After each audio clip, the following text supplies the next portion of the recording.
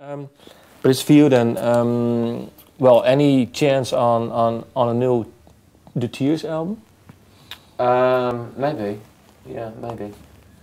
It was never a thing with the Tears where we said we'd split up or anything like that. It was just, you know, we made a record, we liked it, and then we kind of did other things. And yeah, if we feel inspired, if I speak to Bernard and we both sort of sit down and say, let's, you know, the next record we want to make is a Tears record. Let's see how, you know, let's see what songs we're coming up with. Maybe. What does he think of this album? I don't know. I haven't really played him the album. I played him a couple of songs which he liked. Yeah, played him a couple of songs a while back. Is it? I can imagine.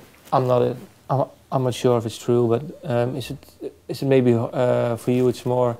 How do you say it? You're a bit hesitant to let him hear this album. I mean the songs and the lyrics, or is it just okay for you? Because he's really personal to you, I don't know, Bernard? No, obviously when you make a record and you release it, you have to accept that anyone's going to be able to listen to it.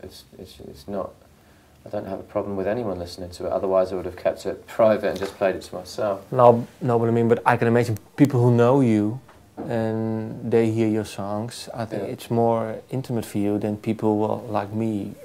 I don't know you, you don't know me. So. Yeah, maybe. I don't know, I've never really thought of it like that before, to be honest, but I can't, maybe. Okay. I think, you know, if you, the ultimate thing with a song is that if it's good enough, then I don't mind people hearing it. It's just when it's a bad song that you don't want people to hear it. It's not really necessarily the kind of content of the song. I think the only time is maybe if you write a song about someone, and that can be a very weird, sort of personal, kind of sort of tense experience, you know.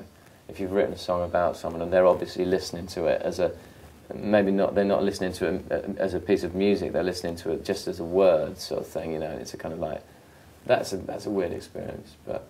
And have you had this on this album? Hmm? Have you had that experience on this album, or? On this album? Yeah, wrote a song about someone.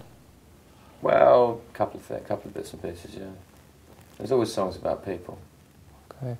Well, then my last question: if you have to, well, you've released, let me count, 7 albums. Well, with 2, with a B-sides album and a singles album with Suede. Is there one album you think you rate your favorite, or? Yeah, there's 2 actually. I mean, coming up in Dogman Star are my 2 favourite Suede albums. Yeah.